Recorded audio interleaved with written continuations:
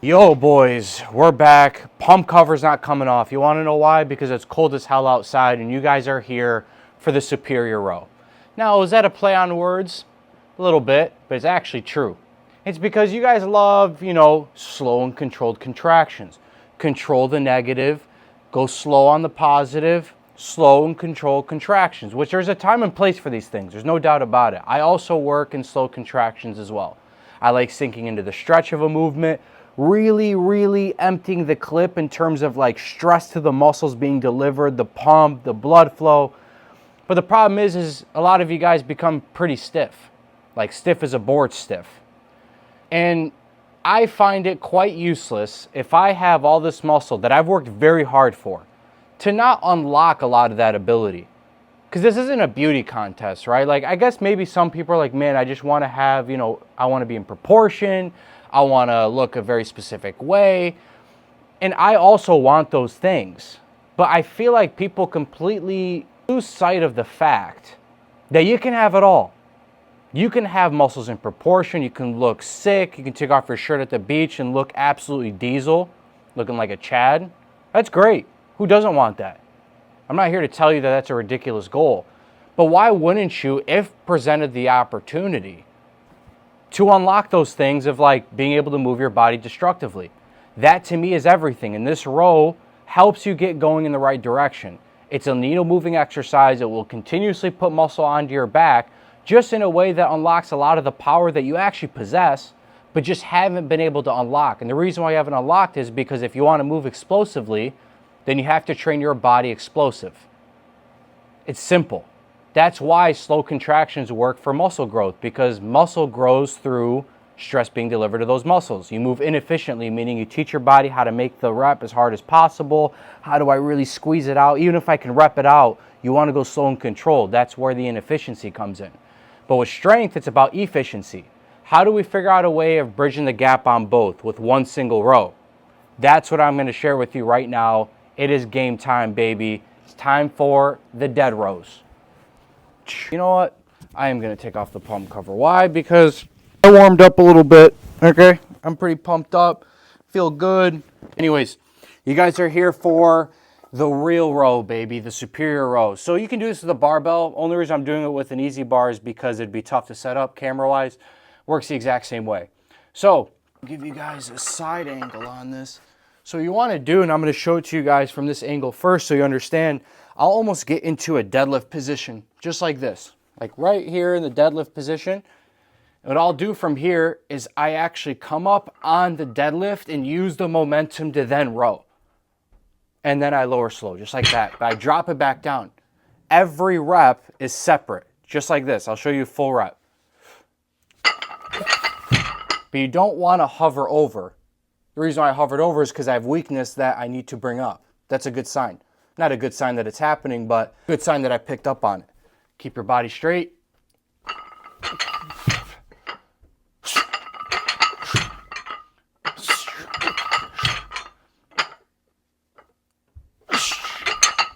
Just like that. Literally, just keep your body straight as hell.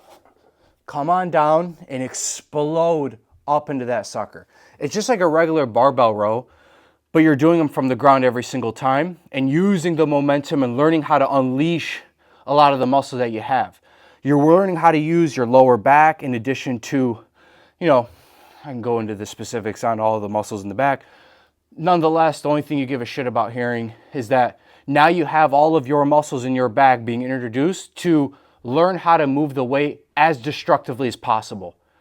And you lower it slowly, that way you get some eccentric action. Obviously, there's better muscle growth stuff, but that is a way for you to maximize both effects, getting stronger and putting on muscle. All you're doing, coming like this, shoulder width apart. All right.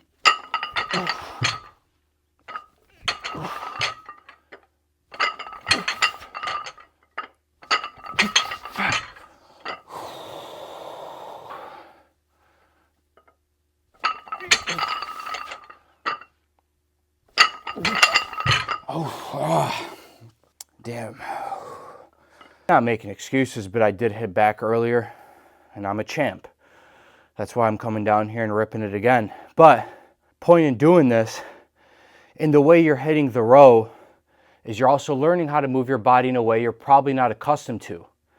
It's good to get your body moving in ways that is uncomfortable. Not uncomfortable where you're going to injure yourself, but uncomfortable in a way where it's like, I am not used to moving my body this way. It feels a bit uncomfortable, especially in your brain. You're used to doing things a certain way, and when you do anything that's different, it's uncomfortable. That's how this shit works. But that's what training is for. You don't want to ignore any of these factors, especially if you want to get into elite level shape, not just aesthetically, but actually physically. Because now you're learning how to move weight destructively with just explosion. Like you want to, you want to explode. It's dynamic reps. Force equals mass times acceleration. So acceleration is a big part of strength because it's part of the equation. Not that difficult. I'm not going to get into all the specifics. There's no reason to. Mainly because you guys aren't here for a science lecture. You're just here for bigger muscles and, hopefully to get stronger and become a better person. But listen, who am I to tell you how to live your life? You know what I'm saying? Regardless, force equals mass times acceleration. So it helps your generation of force by learning how to move weight abruptly off the ground. Abruptly? Jesus. Plus, I'm exhausted, Give me a damn break. Just like that.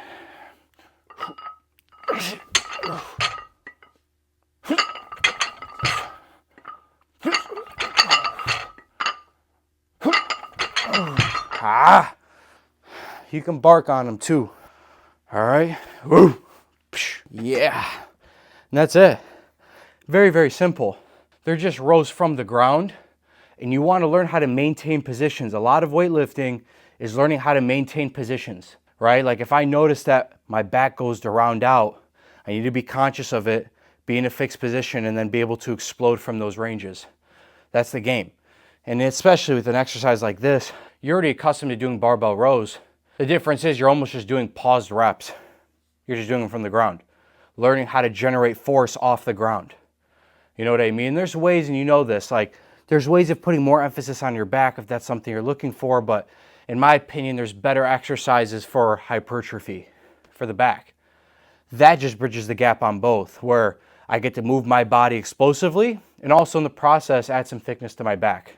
It's a 2-for-1 special. Obviously, definitely more geared towards strength and explosive work and fast twitch muscle fibers, being activated. But believe me, man, it's just like if you were to go on that type of workout program where you're only doing fast twitch, your body was going to respond really well to it because it's never felt it or seen it before. So don't ignore these parts. You ain't doing it for nothing. Like, don't think I'm losing out on 5% muscle gain. Like, I promise you, by lifting this way and not being scared about, oh, what if I go off the hypertrophy train, I'm going to lose muscle and, oh, I'm never going to get that muscle back. It ain't worth it anyways. Even if I were a big blob guy and it's like, dude, I feel like I'm in decent enough shape, have enough muscle on me, right? And hypertrophy is straightforward. You don't need that many sets for it. But the problem is if that's all you're going for, you're going to move stiff because you've trained your body to train inefficiently. I want to unlock all of the positives that I possibly can.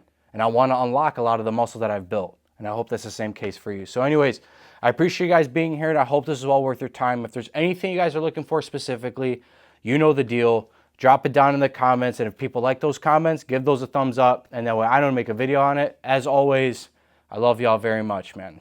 Uncle Rommy out. Peace. Dude, that thing needs to turn the hell off. You know what I'm saying, dude? That thing is just screaming.